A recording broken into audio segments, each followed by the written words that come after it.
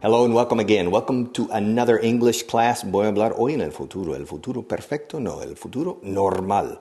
Now, maybe your future is perfect. I don't know. But today we're going to talk about the simple future in cases in which you normally use the simple present in Spanish. And I get very angry. My students, mire, llevo 33 años enseñando inglés y estoy harto. I am fed up. I'm sick and tired of a certain mistake you, probably you, and the rest of your friends make when you speak Spanish. When you speak English. You transfer what you say in Spanish to English and it's wrong. Example. No te preocupes, Cloverdale. Mañana lo hago. Mañana lo hago. Lo hago is present tense. But you're talking about tomorrow. But you say it all the time. In English, no, you can't say, tomorrow I do it. Eso suena en plan indio or Tarzan. I think you're Tarzan if you say, tomorrow I do it. Don't worry, Cloverdale, tomorrow I do it. No. Tomorrow I'll do it. Siempre hay que meter will. Don't worry, I'll do it tomorrow, okay? Enseguida te llamo. Ahora te llamo.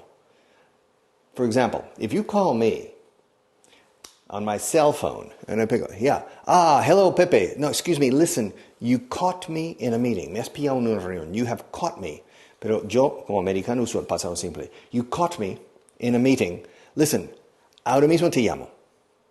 Ahora te llamo. In Spanish, you're using the present tense. Now I call you. That sounds like Terminator 2. Now I call you. No, I'll call you. I'll call you right back. Right back. Enseguida, vuelvo a llamarte. I'll call you right back. Memorizarlo. Memorize it. Learn it by heart. Hello, Pepe. Excuse me, listen. I'm in the middle of a meeting. I'll call you right back. Or I'll call you back in 15 minutes, okay? I'll call you right back. The future. In Spanish, it's correct in the future too. Te llamaré en 2 minutos. Te llamaré enseguida. But normally, you Spanish people, you say, ahora te llamo. O enseguida te llamo. Te llamo en 15 minutos. You use the present tense. Please, don't transfer that into your English. Stay in the future. Don't use the present. Stay in the future. Te llamaré enseguida. Ahora te llamaré. It sounds a bit forced in Spanish because normally you use the present. Ahora te llamo. But not in English. It's the future always. I'll call you right back. I'll call you in about 20 minutes, okay? When I finish the meeting. Cuando termine. When I finish the meeting, I'll give you a ring. Te daré un toque. I'll give you a ring. Okay, now. No te preocupes. Ahora lo hago. In English, don't worry. I'll do it soon, or I'll do it right away.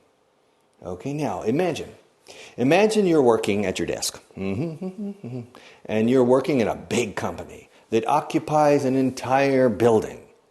Of course, on the top floor, on floor number 57 is the chairman, el presidente del consejo. The chairman of the board of directors works on the top, and the top brass, the managers, work at the top of the building. And you work on the 27th floor, in the middle, more or less in the middle, because you are a middle manager, and down on the lower floors, there are other technical people, administrative people, and lower level managers. Okay, so you receive a telephone call. Okay, yes. Mr. Evans. Mr. Evans is on the 51st floor. Yes, Mr. Evans. Ahora subo. How do we say that? Yes, Mr. Evans. Yes, no problem. You need the document. I'll be right up. I'll be right up.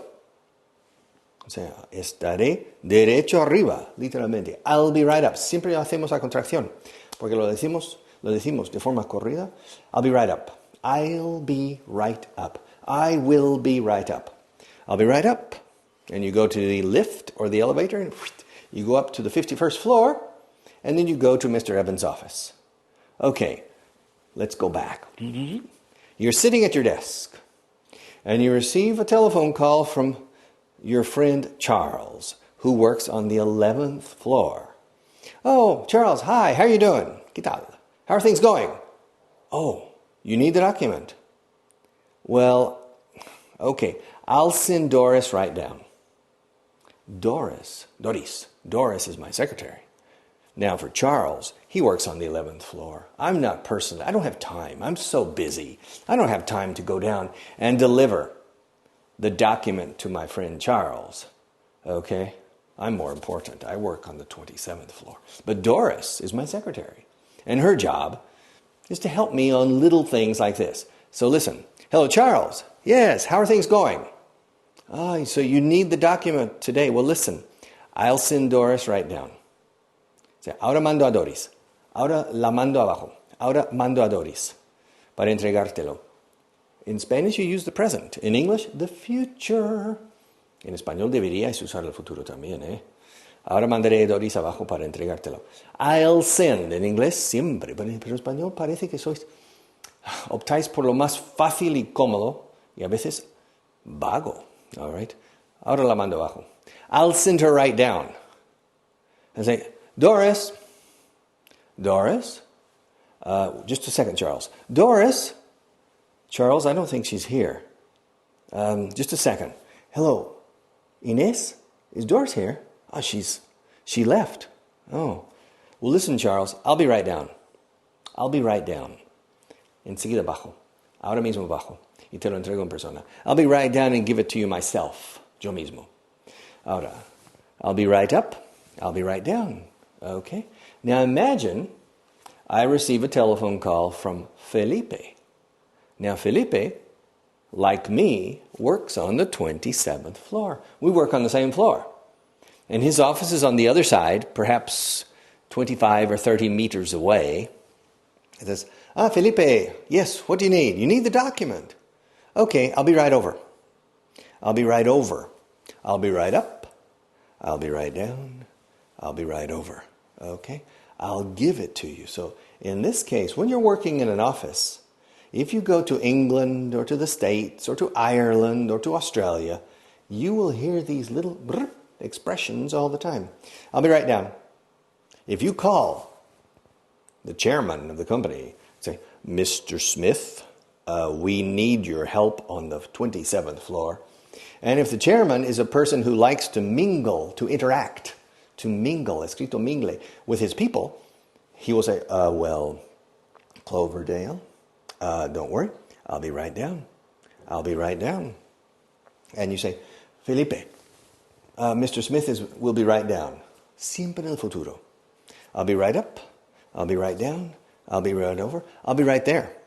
For example, if my wife calls me from home and she says, Clovey, our son, Jack, he has a 40-degree fever. Whew, wow. And my car doesn't work. I'll be right there. Enseguida estoy. Pero en español dices, ahora estaré. Enseguida estoy. En inglés no. Enseguida estaré allí. Hay que añadir here or there. For example, when I came to Spain, I remember my first telephone call in Spanish.